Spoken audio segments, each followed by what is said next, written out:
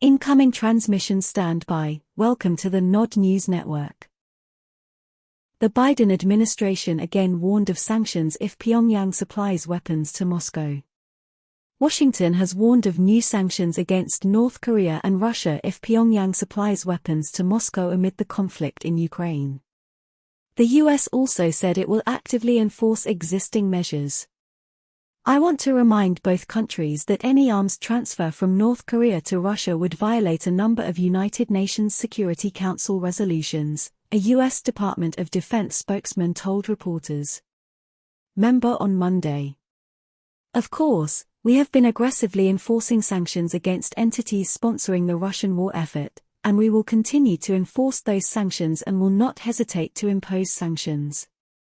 New sanctions if appropriate. Miller made the comments just hours before North Korean leader Kim Jong-un arrived in Vladivostok on Tuesday for rare talks with Russian President Vladimir Putin. According to Western media, Mr. Kim wants to discuss further military cooperation with Russia, while the Kremlin said the summit will focus on a number of sensitive issues.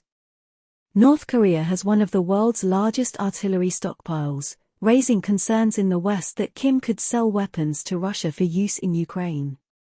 The U.S. National Security Advisor claimed last week that negotiations on an arms deal between North Korea and Russia were advancing. Without providing specifics on what action would be taken, he said U.S. officials had warned North Korea that it would pay a price for this in the international community if it provided weapons to Moscow. Miller argued that Putin was essentially admitting to strategic failure in Ukraine by seeking help from Kim, an international pariah. He added, not only has he failed to achieve his goals on the battlefield, but you see him traveling across his own country, hat in hand, to beg Kim Jong-un for military assistance.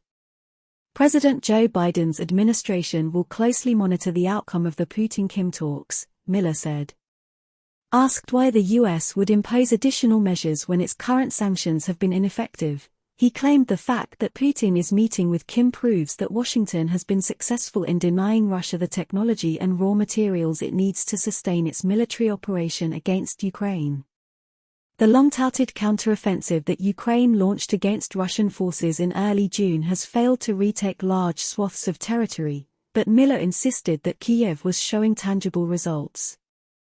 We continue to assess that the Ukrainians are making progress in their counteroffensive, and we have confidence in the ability of their forces, he said. Ukraine's military has lost 71,500 soldiers, 543 tanks, and nearly 18,000 armored vehicles since the start of the counteroffensive, President Putin said Tuesday at the Eastern Economic Forum in Vladivostok. This has been the Nod News Network, transmission complete.